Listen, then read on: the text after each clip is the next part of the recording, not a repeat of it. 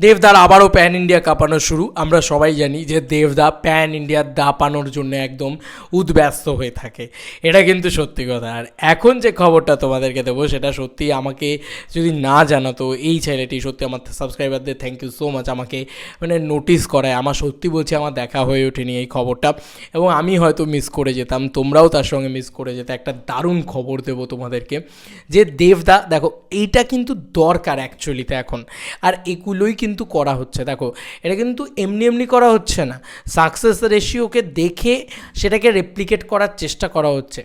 এই যে আমি একটা প্রোডাকশন হাউসের নাম নিচ্ছি, তারা কিন্তু প্রচণ্ড মানে বুদ্ধিমত্তার সাথে প্রোডাকশন হাউস চালায়, এবং তারা জানে কোনটা করলে প্রফিট হবে, কোনটা করলে লস হবে, এটা তাদের কাছে একদম ক্লিয়ার। তারা বিশাল বড় বিজনেসম্যান, নাম হচ্ছে এসভিএফ।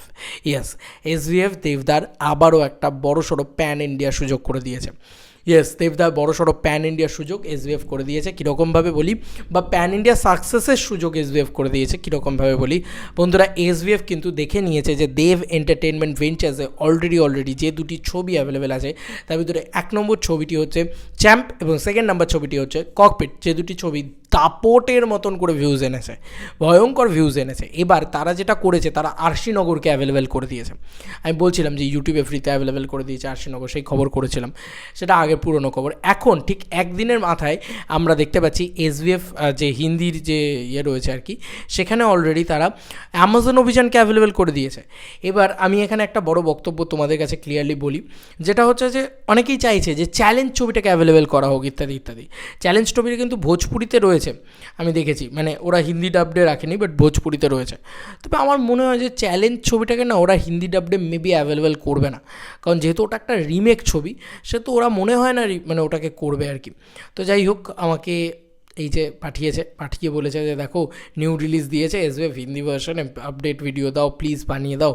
তা আমি বললাম নিশ্চয়ই, কেন, মানে গুরুর এরকম একটা প্যান ইন্ডিয়া সাকসেস। তবে আমি এটা বারবারই বলি যে দেবদার সাকসেস যে বলে না যে পথটা হয়, সেই পথটাই এসভিএফ হাঁটছে। কিন্তু দেখো একদিন আগে ছেড়েছে, এবং ওদের ভিউজ সংখ্যাটা জাস্ট তোমরা লক্ষ্য করে দেখো বন্ধুরা, দেখলে তোমরা বুঝতে পারবে। আমি কাছে নিয়ে গিয়ে একটু ক্লোজ করে দেখাই বন্ধুরা, 2,60,000-এর ওপরে ভিউজ হয়ে গিয়েছে, এবং এটা জাস্ট মে মাসে 5 তারিখে ছাড়া হয়েছে। একদিনের ভিতরে 2,60,000, মানে বুঝতে পারছো তো, খুব শীঘ্রই 1 মিলিয়ন যেতে চলেছে এই মানে পুরো সিনেমাটা। অ্যামাজন অভিযান ছাড়া হয়েছে এসভিএফ মুভিজের পক্ষ থেকে, লিঙ্ক থাকবে ডেসক্রিপশন বক্সে, যাতে তোমরা চেক আউট করতে পারো। একদিকে কি ভালো হচ্ছে বলো তো, দেবদার এগুলো দেবদার জন্য ভালো হচ্ছে, কারণ যখন দেবদার বাঘা যতীন কেউ ধরো হলে দেখেছে, বা পরবর্তী কোনো ছবি খাদান ধরো হলে দেখতে যাচ্ছে, সে যখন এসে দেব হিন্দি মুভি ডাবড, বা এই যে Allu Arjun new movie in Hindi dubbed, এটা আমরা খুব বেশি করে লিখি দেখবে।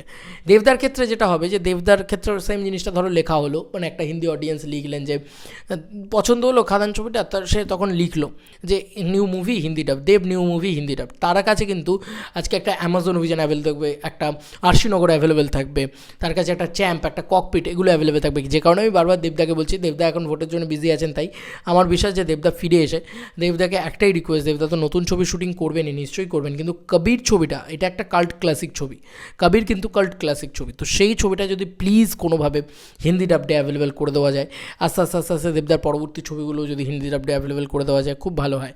এবং এসভিএফ কিন্তু ভীষণভাবে অ্যামাজন অভিযানকে হিন্দি ডাবডে করছে, পুশ করছে, এবং এটা কিন্তু আমাদের গ্র্যান্ডার ছবি অ্যামাজন অভিযান।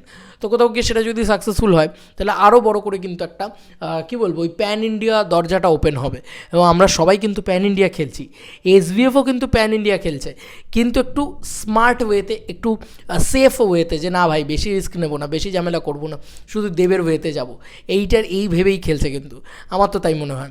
এবং আমার মনে হয় যে দাদার আবার প্যান ইন্ডিয়া কাঁপানো শুরু, মানে দাদা তো অলওয়েজ প্যান ইন্ডিয়া কাঁপানোর জন্য তৈরি হয়ে বসে আছে। তোমাদের কার কি মতামত এন্টায়ার ভিডিওটাকে নিয়ে জানিও কমেন্ট সেকশনে। চলো বন্ধুরা, নতুন কোনো ভিডিওতে দেখা হবে, বাই।